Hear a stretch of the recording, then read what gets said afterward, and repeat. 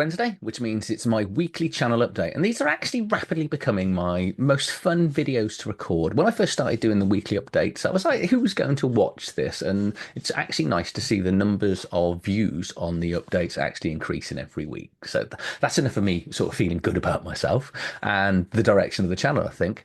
But so, weekly update, what is this? So this is a chance for me to have a topic, and this week's topic. So last week I talked about the mechanics in role-playing games that I dislike. Didn't get any hate for this, which was quite nice. All the comments were positive, and people did nicely comment things that they enjoyed about different games, which was good. So this week it's the good one. I'm looking at I think it's six, maybe seven game mechanics and things that I really enjoy around the hobby and role playing. I will also talk about books that I also talk about books that come into the channel. So things that I bought or have arrived, because I am now regularly receiving books from different publishers, which is incredibly nice and very generous. And I deeply appreciate anything that's sent to me. And I will get round to reviewing everything at some stage. So it takes me a little bit longer than most people, as you can appreciate, being a dyslexic, to actually read a book. So it can be, say, time consuming, but I do endeavour to get everything reviewed, that if people are nice enough to share what I class as their babies with me, I will get it done and shown on the channel for everyone to look at. I will then also give an update on the three ongoing games that I'm playing in, two of which took really nasty turns kind of this week, which was awful, but funny. And I think, again, the other thing, one of the big things I really enjoy about the hobby, which I'll come on to when I get into mechanics I enjoy. Before I get into that, my name is Adrian. This is my YouTube channel called Dungeons and Dyslexia. It's based on role-playing news, reviews. Obviously, I do a weekly show. I will look at crowdfunding projects. I do have a Discord, and I had the most amazing thing happen on my Discord this week. So over the period of time that I've been running my Discord, variety of different game publishers and artists, as well as friends and just sort of people in the hobby alike, have joined the YouTube channel. But I think what was actually amazing, and I'm not going to name drop either of them, but I have found out that there is a current crowdfunding project by a publisher on my Discord, and he has approached one of the artists on my Discord, and he is actually working on the current project on Kickstarter, which for me is absolutely amazing. No, I haven't had any commission for it, and nor do I expect it, but that is such a cool thing to happen, that through me doing this, I'm actually helping other people feed their family, get their name out there. Someone else is then, getting some great art for their project. And that is actually amazing. So if you want to join my Discord, the links for it are in the description of the channel. Okay, so and Facebook, I am now going to start uploading my videos onto Facebook, because I've had a few people request to join my Facebook. I completely forgot that I was running a Facebook group, because I trying to avoid Facebook at this moment in time. It's become quite a cesspit of negativity, where YouTube as a social media thinks to be pretty good, actually. I've only ever had one really negative comment in the times I've been doing this, which I'll probably talk about at some stage in the future. Do a dedicated video on comments and the social aspect of YouTube that I wasn't expecting when I started a channel. So, as ever, let's start with what's arrived this week. So, six books have come in this week, and so we're going to take a look at them now. So, the first one that's come in is Darkness of Demimonde. I think that's how it's pronounced, which has been very kindly sent to me by game designer here, Joseph D. Salvatore, who has currently got a Kickstarter for Reaver, which is he shared the sort of project with me a while back. I approached him off another Discord going, this looks amazing. And he sent me the sort of the quick start rule book. And it's a fantasy, that's the best way to describe it, really. It's a fantasy, sand and sorcery, Conan-esque type role-playing game, but with the sort of dice tracker, the chain of Dungeon Crawl classics, with some really interesting. The magic system is absolutely brilliant in there. Go and check it out. It's already funded. He's starting to head towards stretch goals. But from doing that, he actually approached me. He said, do you want a copy of this and the next game that I'm going to look at? And I'd be a fool to say no. So he kindly sent me this. Say I will get through a review of it at some stage. Say here we've got The Darkness of Demimonde. I hope that is pronounced, which is a Victorian pulp horror role-playing game. And as Joseph has told me, I think he goes by the name Joe, but we apologise if I'm wrong. Uses the Dungeon Goon rules, which, to be fair, I've never heard of. I'm. I think I spoke about this a while back. During my time in this hobby, I've been a terrible, let's say, game tart, where I only tend to have ever bought published mainstream books. I didn't really know that drive-through RPG existed, and it's only since doing this channel and people have directed me to drive-through RPG that there's this absolute wonder amount of books there that I've never heard of by incredibly talented people, and it's really opened my eyes to just how much love I have for this hobby, but also what other people do and the amount of effort they put into this. So, it allows me to look at games like this. So we've got this to say there's Demimonde. It seems to be very Call of Cthulhu. It's a 2d6 system where you're rolling two dice, you add them together, and then you add your relevant archetype or occupation. So I haven't actually fully read this yet, but I did start looking at the character paths here. And this has got me really excited because when you're creating your character, you can be afflicted or enlightened. Now, afflicted are supernatural creatures, vampires, werewolves, magicians, or enlightened. Well, there's people that are aware of what's going on and they will have a standard occupation. So you can play a werewolf, you can play a vampire or a psychic, or you can be an explorer or a spiritualist, or you can be a vampire or a werewolf. Obviously it's going to come with some sort of disadvantages. Say it's a 42-page book. It's not going to take me long to get in, but I'd like to get this sort of played with a little sort of play group, sort of do the character creation, etc. So this is it seems to me a sort of nice, quick horror, and it's based here, I think, in the UK. Because when I was looking at it, we've got bits here about the British Museum. So and there we go, and then East of the Nile. So I didn't get that far into the book, which is quite shameful because it's only 42 pages. But say it's got an adventure in here, so that is the first thing that came in. The second one, and this was again Joseph D. Salvatore sent me this as well, which is the game here called Eldritch Tales, which is a full-on Lovecraftian white box role-playing game. Now, what do we mean by white box? And this refers, I think, I had a quick Google because I wasn't totally sure, and I think it refers back to the old school white box D&D book back from the 70s, might be the early 80s.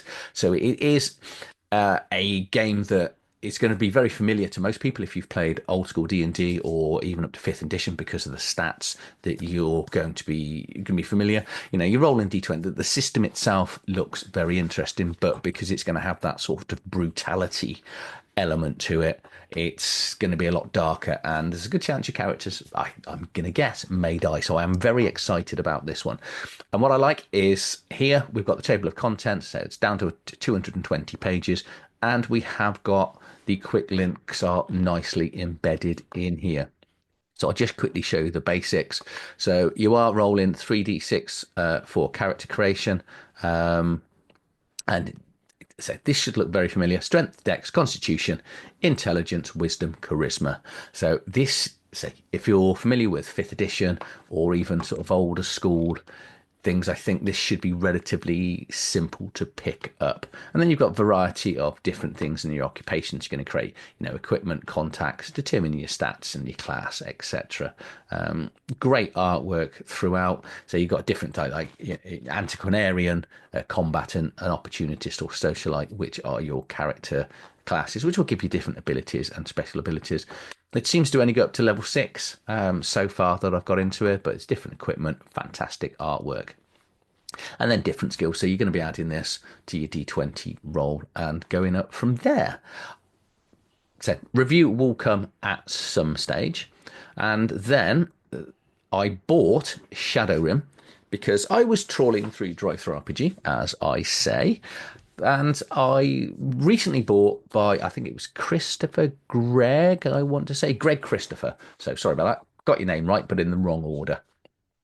And I bought Shadow Sun, which is his equivalent of Shadow Dark, but in the with the Dark Sun themed, without getting sued, campaign setting.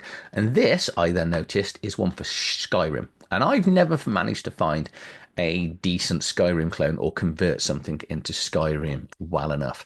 And this, I've got the review. If you're watching this today, the review's coming out tomorrow. If you're watching this in the future, the review's the next day. If you've already watched the review, then thank you for watching it. So I don't want to spoil it, but this seems to cover, well, it does cover Skyrim. So, got catfolk, high elves, the Nord, the wood elves. They've got their own abilities for the races, and we've even got the signs in the book, as opposed to these are the ancestries, as opposed to classes and occupations. So those are three out of the six books that I've got in this week. And you say six. And the reason I say six is because I did have another three books arrive. I did an unboxing for one of them and then a first look. I will be doing reviews on the other two. However, I don't want to sort of re-go through stuff I've already talked about. So if you do want to find out the other three books, just go and watch the video. I'll link it in the description of this so you can see what the other videos are. You can normally, actually, if you're paying attention to the shelves, you will see different things appear on the shelves over time, so you can slowly work it out. Hints over my left shoulder is a bit of a giveaway there. Games I've played. So I am carrying on with Down Darker Tales. We're not playing it this week. We've got a break this week, but it all went dramatically wrong. I just call him Porn Star now. He's the deputy of a town, and his name's Blaze Nash. I don't know why I went with that name now. It's kind of embarrassing. But we were sort of held up in a cabin in the woods, and one of the things I really love about this hobby is this exact situation where we're being attacked. So it's a Cthulhu-based encounter, and this is the first time my character has seen anything really Cthulhu-y, if Cthulhu-y is a word. But they're trying to shoot at this giant bug-like creature that's ripping apart the horses. There's absolutely chaos ensuing, and so I basically grab a stick of dynamite, light it, and all I've got to do is throw it out the window. That is it. Throw it out the window, kill the bug. And I rolled a 99, which, if you're aware of sixth edition Call of Cthulhu, that is the games master. Or they're not called games master in Call of Cthulhu, the keeper, aren't they? All he said was, "Do not botch this, and you are fine." Obviously, I then go and roll a 99. Obviously, luckily, I had luck points to get it out from being a botch. So luckily, we all didn't die. I did quite well. I did manage to take the cabin out, the the creature out. The other creature, we think, now has successfully flown away. We're a little bit wounded. I possibly killed the NPC that we were there to save, because these things happen. And yeah, so that's where it is, and it's been left like that, and we won't be doing anything for, say, we're not doing it this week, and it's back into next week. Unfortunately, this isn't streamed live. So the next one is, this game is actually done by a games master on Infinite Monkey Tales as well, who's got their own YouTube channel and Discord, which again I will share in the video. So Friday night we are carrying on with the Pulp Cthulhu campaign, and we're told this week is going to be the last week of this campaign. And oh boy, did it all go badly wrong for me again. And I don't want to spoil any of it because it is being streamed live and will go onto YouTube at some stage. But long story short, I started the campaign with 24 hit points. I didn't manage to dodge a an attack that came in. I then managed to, well, not managed to set myself on fire. I was then caught on fire to take a D10 damage, and the games master nicely rolled a 10 after already taking more damage. So, needless to say, without any access to a healer, I'm now down to 3 hit points. So it's This is the first time I've played Pulp Cthulhu. This is the first time I've joined Infinite Monkey Tales, and I'm not convinced I'm even going to survive to the end of it because I'm not a combatant. I like to read tarot cards and see into the future. Something I've done once in the game, and I'm very good at it. I think I've got either an 80 or 90 in my divination, but it takes about 10 minutes, and there really hasn't been a chance to do anything about it. I can't fight. My character's quite large and overweight. He doesn't like running. He's not athletic. He's very bright. Not very good at dodging either. And now he's pretty much semi-naked, and what's left of his clothes are mounted onto his skin. Say 3 hit points from death, and we are heading. I assume then, if this is going to be the last week of running it, into the big end boss campaign. So I'm probably just going to sit outside the room and hope it all goes away. So we are then on to the final thing, which is Tuesday nights, where I am running Pathfinder. Last week I had a horrific week and I really disliked what was going on. And this week was considerably better. Now, do I like Pathfinder Revised Edition anymore? I don't think I do. I think I've had my fill of it. I want to finish off the at least this part of the adventure. The rules are so they're just so deep and bloated. There's 1,000 rules to do one thing, and I think a reason I know why people love Pathfinder, and I would love it if I exclusively played it because I think the rules are good, but there's just too many rules in there for my little brain to play once a week and just do short little campaigns. It kind of needs to go. So the plan is once I finish this, we're going to go and carry on with the Enemy Within campaign.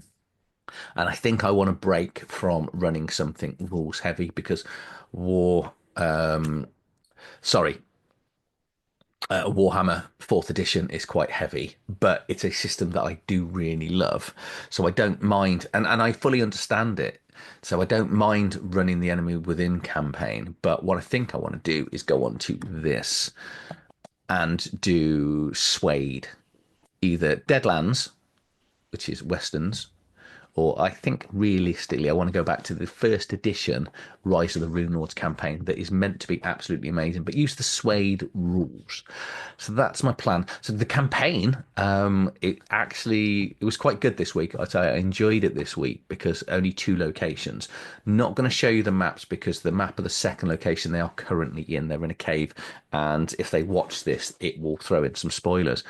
But they went up and they saw somebody over sort of watching them move through the valley, and so they went up, had a social interaction with them, and she talked about because they are traveling with mammoths, and she basically was trying to buy the tusks of the mammoths from them, and they didn't attack her. They had a social interaction with her, and it's been left that she was hopefully going to come down to dinner. Every time she tried to bribe them or pay them off, they were like, because they're not interested in money, because they're a very nomadic tribe that reveres mammoths and animals, that it didn't really go how she wanted. You know, she was incredibly well spoken. They could see she had lots of money. She had her own butlers. She had 3 butlers with her.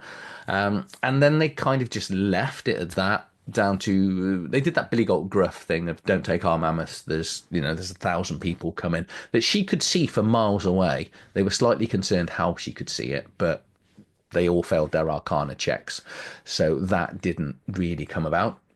And also, they missed a key location that they didn't interact with the previous week because they just decided to move around it. So they wouldn't have got the build up. Well, actually, the 2 build ups to this interaction. So you've missed it, guys, but that's fine. Now they've left. They are the protectors of their tribe. So they have left all the pregnant women, children, babies, elderly to go off and investigate a cave, hoping that this very posh, well-spoken lady that is obsessed with mammoth tusks doesn't come and interact with their tribes when the protectors aren't there. So have they done it right? Have they done it wrong? They will find out over the next couple of weeks, and I will look forward to reporting what happens with them going forward. Let's get into the main part of this video where I'm going to look at the mechanics of games that I love. But before I say one mechanic, something happened last night, and this is one of the big things I always love about this hobby. So as a games master, there are times when one of my NPCs is going to attack, and it's got an opportunity to attack multiple people. Now, if they haven't done any damage because they've just moved in, the creature doesn't always know who to attack. And also, being something of lacking in intelligence, it doesn't always think in a sensible way. Let's say, if something's going to attack something that's not very bright, it's not going to look at, that guy's physically larger than this guy. He's wielding a sword. This mine's only wielding a dagger. I know who to attack here. Intelligent people would, if you're not going to run away. So I like to do this through a random dice roll. And I like the players to roll it. I like them to roll it in the open. And I basically go with whoever rolls the lowest is the one that takes the attack. If it's a tie, just re-roll it. I like people rolling their own demise. So Rob went first. It was between Rob and Matt. Rob went first, rolled a 19. He went, I'm safe. Really, it wasn't smug's the wrong thing to say. So I just immediately thought, I really hope Matt gets a natural 20 now. This will be the funniest thing ever. So what happens? Matt rolls a natural 20. Rob gets hit.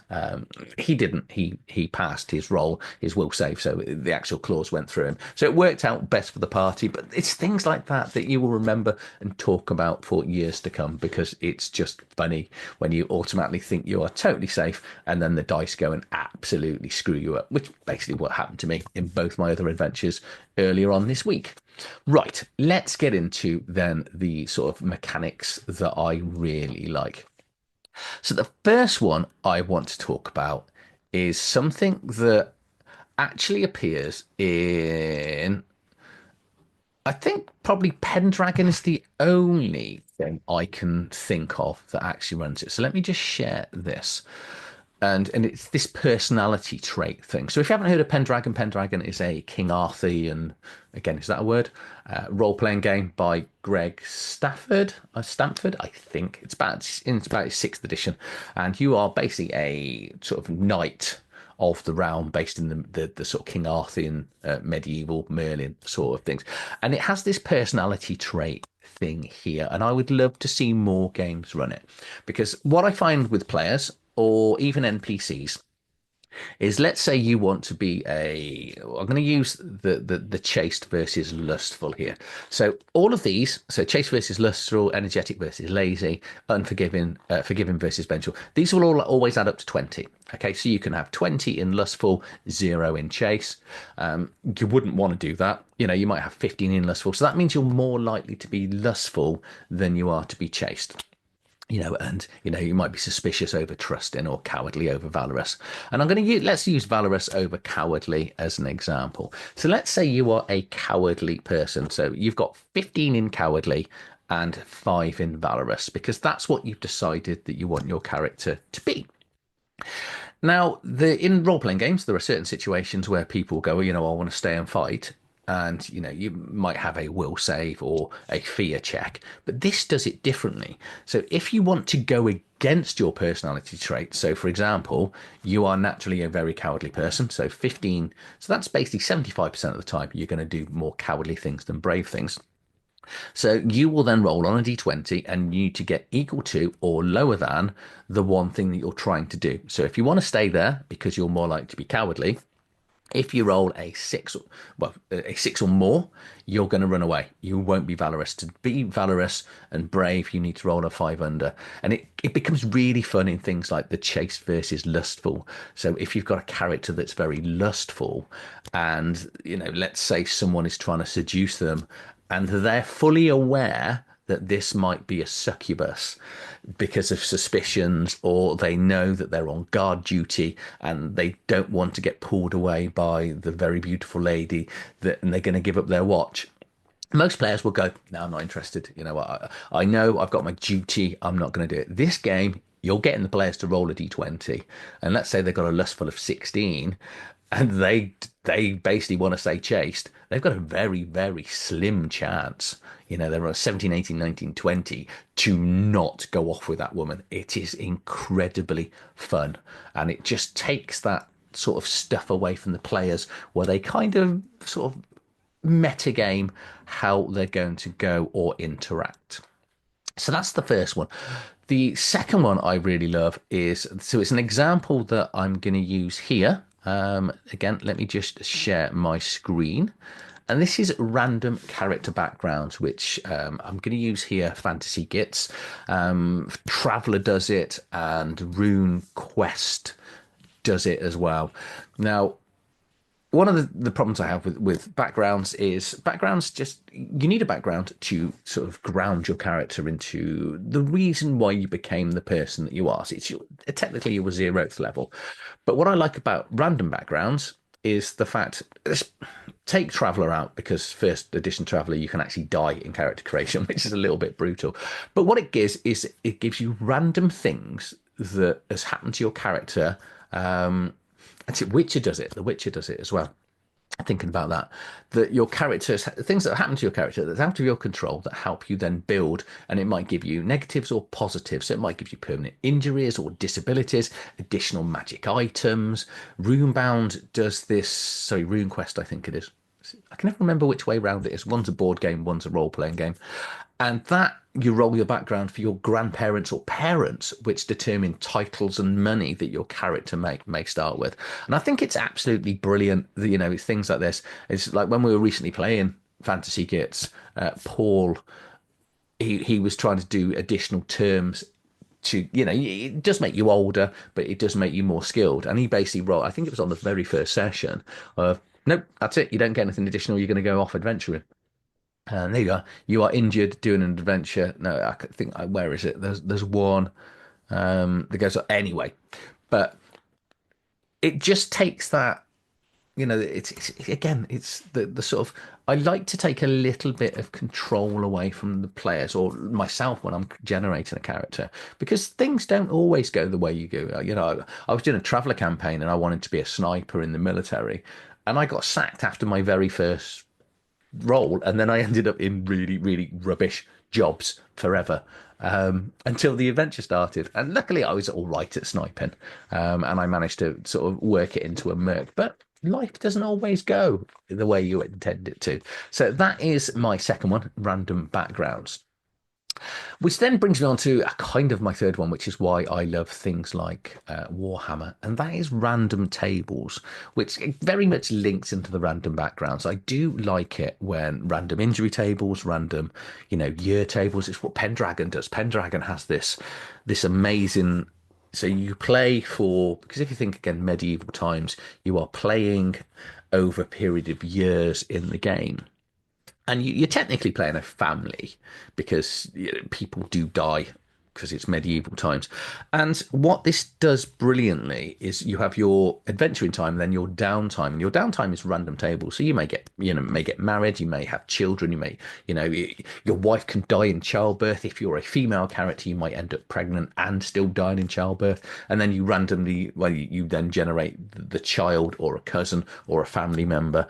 Warhammer does it with injuries and roll tables and things like that. There are plenty of games that use the randomness to do additional stuff, even random hit locations. I know, take it or leave, some people really hate random hit locations, but I really like that, because yes, you can do called shots and stuff, but it's quite nice to, especially if you're playing a character. I can remember playing, I think it was Werewolf, where one of my characters he's my favorite character of all time, which is why Werewolf is always up there in my top 10 games.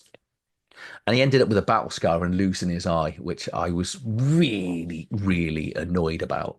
But luckily, it only really affected, I think it was -2 on perception, and it made it difficult for shooting firearms. Luckily, my character didn't care about that, because he just liked to stand at the front and rip things to shreds whenever things went wrong, or even when things didn't go wrong, because he was slightly mad.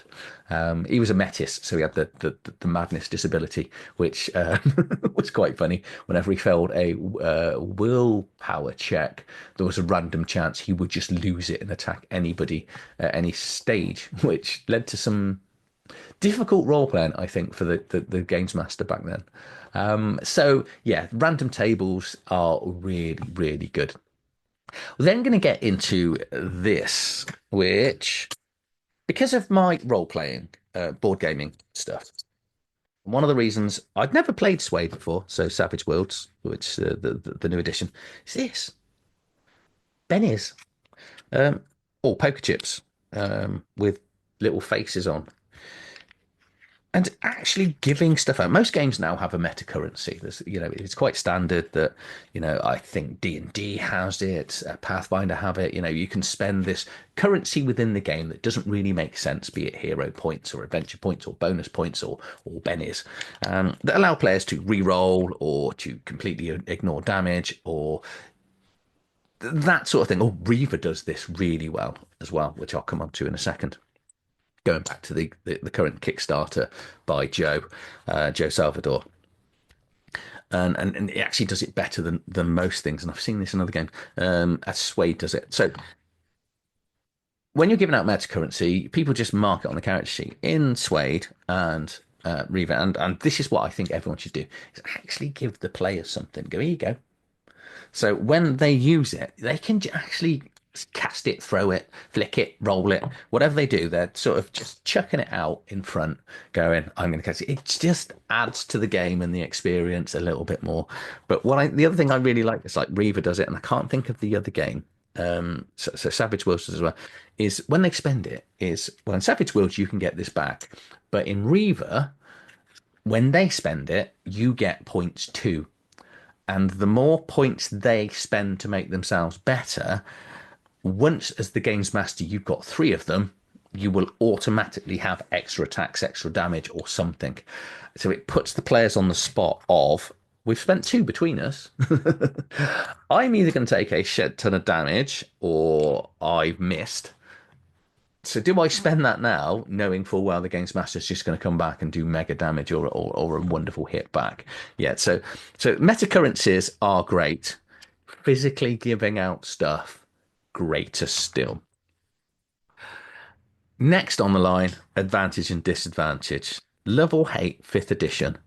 And it may not even be the sort of genesis for it. I think it is. And I'm sure someone will tell me in the comments that I'm wrong if I am, because that's how the internet works. And I don't mind, because every day's a school day and we don't know what we don't know. And we only know what we've ever read, learnt, or been told. So such a basic thing of rolling 2 dice and taking the higher dice, or 2 dice and taking the lower dice, is such a great mechanic.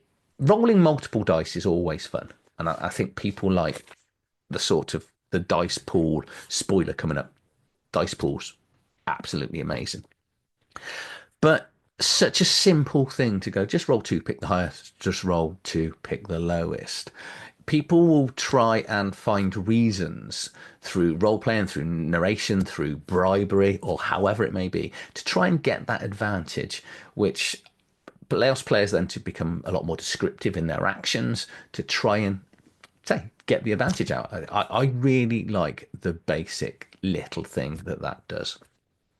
So just following on from that, dice pools. Now, I'm not sure if I'm right or wrong in this, because I only like a specific type of dice pool, and that is rolling multiple dice and the dice having a number to achieve. I don't like adding up dice because I find it very stressful and tiresome.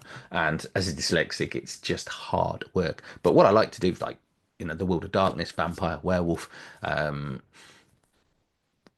any other sort of game like that, where you're clattering loads of dice on the table and go, right, all those are a 6 or more, right, that's a success. So I've got 5 successes. Fantastic. So dice pools is just another one that I like. In manipulation dice is one that has recently come to me through 2 different games, and one is 2D6 Dungeon by Toby Lancaster, which is a solo dungeon role-playing game that I've done a variety of books on. And the other one is Soulbound, and I can't think of any other games that do this, but what they're doing is you'll roll the die and then you get to move it up or down a certain amount of numbers. And a very basic thing to do, but it's so nice to have, because one of the problems with dice rolls, especially sort of binary dice where you've got, only two or three, is you may not pass the dice roll. But if you can spend skills or points in an ability to then help yourself succeed, so the dice, so you're mitigating the issues of the dice hating you on the day, like rolling 99s. And, Cthulhu does it with spending luck points, but I don't quite like the luck pool as much as I like dice manipulation. That it just allows you to manipulate the dice. So come into 2d6 dungeon. One of the things it does amazingly is as the combat goes on, the ability to manipulate the dice increases. So you can not only manipulate more dice, you can maneuver more points to represent the fact that you as the player character and your opponent are getting tired, so you're going to be seeing opportunities to actually do damage. And it's such an amazing little mechanic that I think more games should use.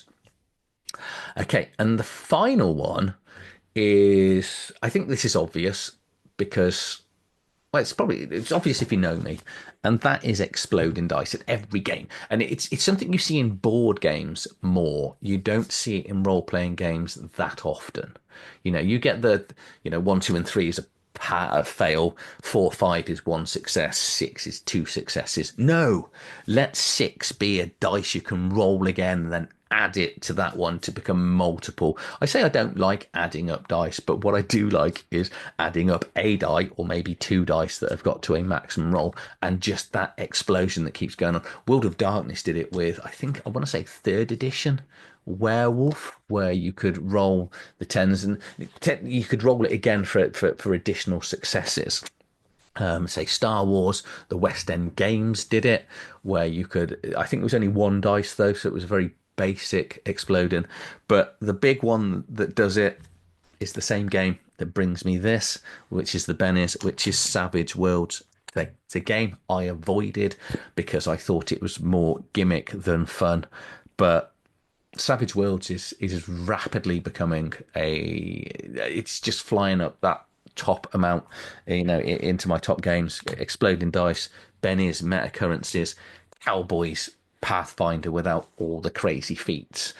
So do expect more sort of swayed stuff coming up. So those are is that six or seven? I suppose I put in the additional dice pool one, which was, so those are my favorite mechanics. I'm just quickly checking my list. I have included them all. So let me know in the comments below which mechanics you like, and also which games. So if I've mentioned games of the mechanics I like and I haven't ever talked about a game, please let me know, because the other thing I really love about running this channel is when people go, "Have you heard of this?" And I go, "No." And I'll go and look at it, and then I'll end up buying it and reading it, and it's absolutely amazing. So that's it. That is my weekly update done. If you've enjoyed this video, please do like, share, and subscribe to the channel.